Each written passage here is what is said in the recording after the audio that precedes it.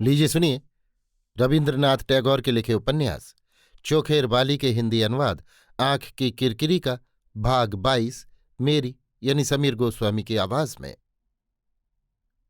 घर गृहस्थी की ममता से दूर काशीवासिनी अन्नपूर्णा ने जो महेंद्र को आते देखा तो एक ओर जैसे वे स्नेह के आनंद में फूली न समाई, दूसरी ओर वैसे उन्हें भय भी हुआ कि आशा को लेकर माँ से महेंद्र का कोई विरोध तो नहीं उठ खड़ा हुआ जिसकी शिकायत लेकर वो यहां दौड़ा आया हो सांत्वना पाने के लिए। महेंद्र बचपन से ही सब तरह के संकट और संताप के समय अपनी चाची की शरण लेता आया है। पहले वो किसी से गुस्सा हो जाता था तो अन्नपूर्णा उसे समझाकर शांत कर देती थीं, या किसी बात से उसके मन में कोई दुख बैठ जाता था तो वे महेंद्र को उसे सह लेने का उपदेश देती थीं और महेंद्र उसे मान लेता था। किंतु ब्याह के बाद से महेंद्र के जीवन में जो सबसे बड़ा संकट का कारण बन गया है उसके प्रतिकार की चेष्टा तो दूर रही, उसमें किसी प्रकार की सांत्वना देना भी अन्नपूर्णा के लिए बूते के बाहर की बात हो गई है। असल में अन्नपूर्णा को जब इस बात का पक्का निश्चय हो गया कि इस विषय में वे चाहे कितनी ही सावधानी से हस्तक्षेप क्यों न करें, उससे घर में अशांति बढ़ने के सिवा घटेगी बिल्कुल नहीं, तभी वे घर छोड़कर काशी चली आई थीं। बीमार बच्चा जब पानी के लिए रोता है और वैद्य की तरफ से पानी देने की सख्त मनाही होती है तब पीड़ित चित्त से माँ जैसे दूसरे कमरे में चली जाती है। अन्नपूर्णा भी ठीक उसी तरह घर से बहुत दूर प्रवास में चली आई थीं। दूर तीर्थवास में रहकर धर्म कर्म के नियमित अनुष्ठानों में इधर कुछ दिनों से वे घर को बहुत कुछ भूले हुए थीं। अब महेंद्र क्या फिर उन सब विरोध की बातों को छेड़कर उनके प्रच्छन्न घाव में चोट पहुंचाने के लिए यहां तक दौड़ा आया है। किंतु महेंद्र ने आशा और मां के विषय में कोई चर्चा ही नहीं की। तब अन्नपूर्णा की आशंका दूसरी तरफ मुड़ी।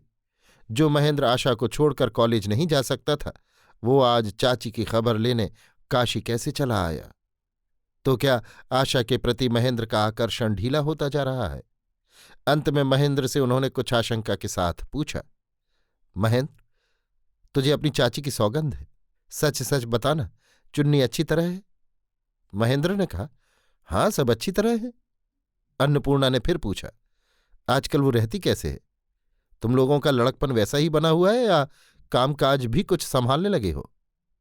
महेंद्र ने कहा, लड़कपन अब बिल्कुल ही जाता रहा है।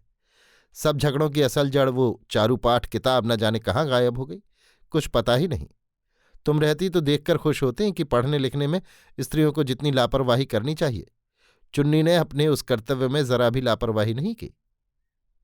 अन्नपूर्णा ने कहा, बिहारी क्या करता है? महेंद्र ने कहा, अपना काम छोड़कर बाकी सब करता है। नायब गुमाश्ते जमीन जायदाद का काम देखते हैं।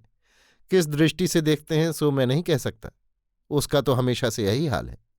उसका निज का काम और लोग देखते हैं और औरों का काम वो खुद देखता है। अन्नपूर्णा ने कहा, अच्छा महेंद्र, वो क्या ब्याह करेगा ही नहीं? महेंद्र ने मुस्कुराते हुए कहा, कहाँ, कोई लक्षण तो नहीं दिखाई देता। सुनकर अन्नपूर्णा के हृदय के गुप्त स्थान में चोट पहुंची। वे निश्चित जान गई हैं कि उनकी बहनौत को देखकर एक बार बिहारी बड़े आग्रह के साथ ब्याह करने को तैयार हो गया था, किंतु उसका वो उन्मुख आग्रह अन्यायपूर्वक अकस्मात दलित कर दिया गया है। बिहारी ने कहा था, चाची, मुझसे अब कभी भी ब्याह करने का अनुरोध न करना। व्यथित हृदय के वे शब्द अब भी अन्नपूर्णा के कानों में गूंज रहे थे। अपने उस एकांत अनुगत स्नेह पात्र बिहारी को वे ऐसी भग्न हृदय की दशा में छोड़कर चली आई हैं, उसे किसी तरह की सांत्वना भी नहीं दे आ सकी। इससे अन्नपूर्णा अत्यंत विमर्श और भयभीत होकर सोचने लगी, अब भी क्या बिहारी का मन आशा के प्रति आकृष्ट है? महेंद्र कभी हंसी हंसी में और कभी गंभीरता के साथ घर के आधुनिकतम सभी संवाद सुनाता रहा, किंतु विनोदनी का उसने उल्लेख तक नहीं किया।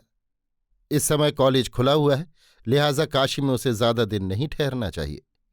किंतु कठिन रोग के बाद स्वास्थ्यकर आब हवा में जाकर आरोग्य लाभ करने में जो सुख होता है, महेंद्र काशी में अन्नपूर्णा के पास रहकर उसी सुख का प्रतिदिन अनुभव कर रहा था। इसलिए कलकत्ते जाने की बात उसके मन में ही न आई। उसके मन में अपने साथ अपना जो एक विरोध पैदा होने लगा था, देखते देखते वो दूर हो गया। इधर कई दिनों से सर्वदा धर्मपरायणा अन्नपूर्णा की स्नेहमयी मुखच्छवि देखते देखते घर गृहस्थी का कर्तव्य पालन उसे इतना सहज और सुखकर मालूम होने लगा कि उसके पहले की आतंक की याद करके उसे हंसी आने लगी। उसे ऐसा लगने लगा कि विनोदनी कुछ भी नहीं है, यहां तक कि उसके चेहरे को भी वो अपने मन में स्पष्ट रूप न दे सका। अंत में महेंद्र काफी जोर के साथ मन ही मन कहने लगा, आशा को मेरे हृदय से एक बाल बराबर भी हटा सके, संसार में ऐसा तो मुझे कोई कहीं दिखाई नहीं पड़ता।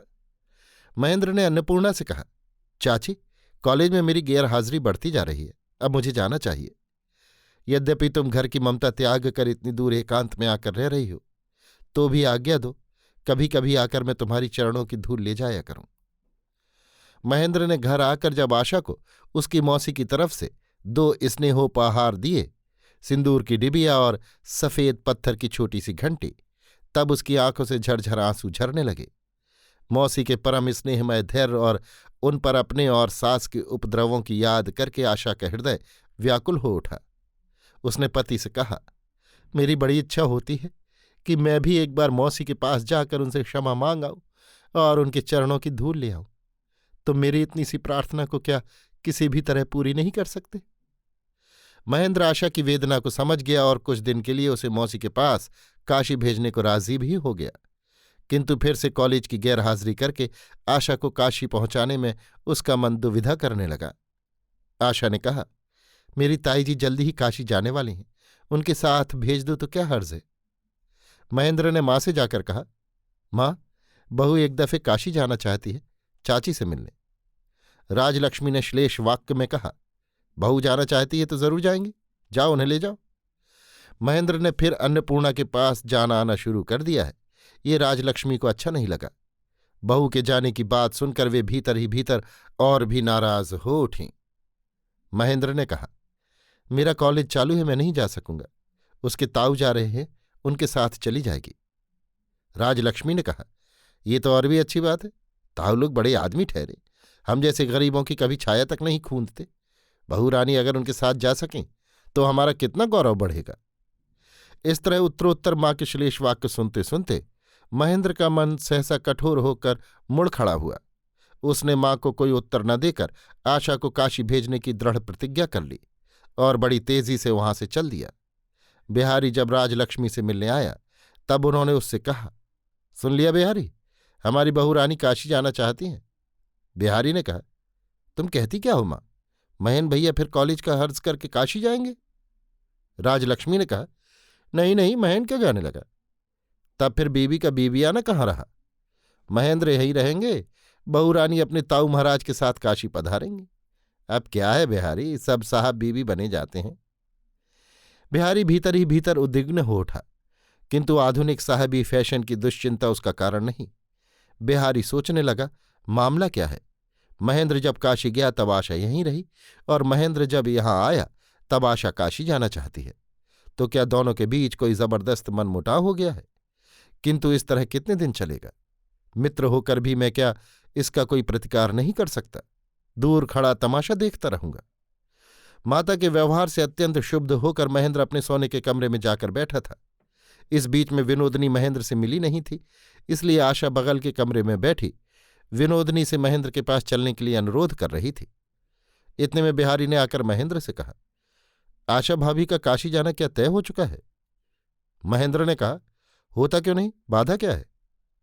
बिहारी ने कहा, बाधा की बात कौन कह रहा है, किंतु अचानक ऐसी खामख्याली तुम लोगों के दिमाग में आई कैसे? महेंद्र ने कहा, मौसी से मिलने की इच्छा या प्रवासी आत्मीय जनों के लिए व्याकुलता दिमाग में आना कोई विचित्र बात नहीं, मानव चरित्र में कभी कभी ऐसा हुआ ही करता है। बिहारी ने कहा, तुम साथ जा रहे हो? प्रश्न सुनते ही महेंद्र ताड़ गया कि महेंद्र शायद इस बात की आलोचना करने आया है कि ताऊ के साथ आशा का काशी जाना उचित नहीं, इसलिए उसने इस डर से कि बात बात में बात न बढ़ जाए और उसका क्रोध उग्र न हो उठे, संक्षेप में कह दिया, नहीं। बिहारी महेंद्र को पहचानता है, उसका भीतरी गुस्सा बिहारी से छिपा न रहा। बिहारी ये भी जानता है कि एक बार वो जिद पकड़ ले तो फिर उसे विचलित नहीं किया जा सकता, इसलिए फिर उसने महेंद्र के जाने की बात नहीं छेड़ी। वो सोचने लगा, बेचारी आशा अगर अपनी मानसिक वेदना का बोझ लिए हुए ही काशी जा रही हो तो उसे बहुत कुछ सांत्वना मिल सकती है। और फिर वो धीरे से बोला, साथ में विनोदा भाभी जाएं तो कैसा? महेंद्र गरज उठा, बोला, बिहारी, तुम अपने मन की बात साफ साफ कह डालो। मेरे साथ छल छंद करने की कोई जरूरत नहीं। मैं जानता हूं तुम भीतर ही भीतर मुझ पर संदेह करते हो कि मैं विनोदनी से प्रेम करता हूं। मैं प्रेम नहीं करता। मेरी रक्षा के लिए तुम्हें पहरा देते फिरने की जरूरत नहीं। तुम अब अपनी रक्षा करो। यदि सरल मित्रता का भाव तुम्हारे मन में होता तो बहुत दिन पहले तुम मुझसे अपने मन की बात कह देते और अपने को मित्र के अंतःपुर से बहुत दूर ले जाते। मैं तुम्हारे मुंह पर साफ साफ कहता हूं, तुम आशा से प्रेम करते हो। जबरदस्त चोट या दर्द के स्थान को दोनों पांवों से रौंद देने से आहत व्यक्ति जैसे एक क्षण भी विचार न करके तुरंत आघातकारी को जोर से धक्का देकर फेंक देने की कोशिश करता है। रुद्धकंठ बिहारी भी उसी तरह अपना सफेद फक मुंह लिए कुर्सी से उठकर महेंद्र की तरफ झपटा, किंतु दूसरे ही क्षण सहसा ठिठक कर बड़ी मुश्किल से गले से आवाज निकालकर बोला, ईश्वर तुम्हें क्षमा करे, मैं जाता हूं। और लड़खड़ाता हुआ घर से बाहर निकल गया। बगल के कमरे में से बाहर निकलकर विनोदिनी ने पीछे से पुकारा, बिहारी लाला जी। बिहारी ने दीवार के सहारे खड़े होकर जरा हंसने की कोशिश करते हुए कहा, क्या है विनोदा भाभी? विनोदिनी ने कहा, लाला जी, आंख की किरकिरी के साथ मैं भी काशी जाऊंगी। बिहारी ने कहा, नहीं नहीं भाभी, सो नहीं होगा, हरगिज नहीं होगा। मैं तुमसे विनती करता हूं, मेरी बात पर तुम कुछ भी मत करना। मैं यहां का कोई भी नहीं हूं। मैं यहां की किसी भी बात में दखल नहीं देना चाहता। इससे अच्छा नहीं होगा। तुम देवी हो, तुम जो अच्छा समझो करो। मैं चल दिया। इतना कहकर बिहारी ने विनोदिनी को विनम्र नमस्कार किया और चल दिया। विनोदिनी ने उसे टोकते हुए कहा, मैं देवी नहीं लाला जी, सुन जाओ। तुम्हारे चले जाने से किसी की भी भलाई नहीं होगी। पीछे मुझे दोष न देना। बिहारी चला गया। महेंद्र स्तंभित हुआ बैठा था। विनोदिनी उस पर अग्निमय वज्र के समान एक कठोर कटाक्ष फेंकती हुई बगल के कमरे में चली गई। उस कमरे में आशा असह लज्जा और संकोच के मारे मरी जा रही थी। बिहारी उससे प्रेम करता है, ये बात महेंद्र के मुंह से सुनकर उससे अपना मुंह उठाए नहीं उठ रहा था, किंतु उस पर विनोदिनी को आज दया नहीं आई। आशा अगर उस समय आंख उठाकर विनोदिनी की तरफ देखती तो वो डर जाती। विनोदिनी पर मानो खून सवार हो गया हो, मानो घर भर को वो इसी क्षण भस्म कर देना चाहती हो, मानो मन ही मन वो कह रही हो, हाँ हाँ, झूठ है, सब झूठ है। मुझसे कोई नहीं प्रेम करता, सबको इसी लज्जावती मोम की गुड़िया से प्रेम करते हैं। महेंद्र ने उस दिन जो आवेग में आकर बिहारी से कह डाला था कि मैं पाखंडी हूं, उसके लिए आवेश शांत होने के बाद से वो बिहारी के आगे कुछ लज्जित सा रहता था। वो समझ रहा था कि उसकी सभी बातें मानो व्यक्त हो गई हैं। वो विनोदिनी को नहीं चाहता, किंतु बिहारी समझ गया है कि वो चाहता है। इससे बिहारी पर उसे बड़ा गुस्सा आ रहा था। खासकर उस घटना के बाद से जितनी भी बार बिहारी उसके सामने आता था, उतनी ही बार उसे ऐसा लगता था कि बिहारी मानो कुतूहल के साथ उसके भीतर की बातों का पता लगाता फिर रहा है। उसका ये संदेहमय क्रोध उत्तरोत्तर जमता ही चला जा रहा था और आज जरा सा आघात लगते ही वो फूट पड़ा। किंतु विनोदिनी का बगल के कमरे में से इस तरह व्याकुलता के साथ दौड़कर आना, इस तरह आर्तकंठ से बिहारी को रोकने की कोशिश करना और बिहारी के आदेशानुसार आशा के साथ काशी जाने को तैयार हो जाना, ये सब बातें महेंद्र के लिए कल्पनातीत थीं। इस दृश्य ने महेंद्र को प्रबल आघात से विह्वल कर दिया। उसने कहा था कि वो विनोदिनी को नहीं चाहता, किंतु उसने जो कुछ सुना, जो कुछ देखा, उसने उसे सुस्थिर नहीं रहने दिया। उसे वो चारों तरफ से विचित्र रूप से पीड़न करने लगा। महेंद्र बार बार निष्फल परिताप के साथ सोचने लगा, विनोदिनी ने मेरे मुंह से सुन लिया कि मैं उसे नहीं चाहता। अभी आप सुन रहे थे रवीन्द्रनाथ टैगोर के लिखे उपन्यास चोखेर बाली के हिंदी अनुवाद आंख की किरकिरी का भाग 22, मेरी यानी समीर गोस्वामी की आवाज में।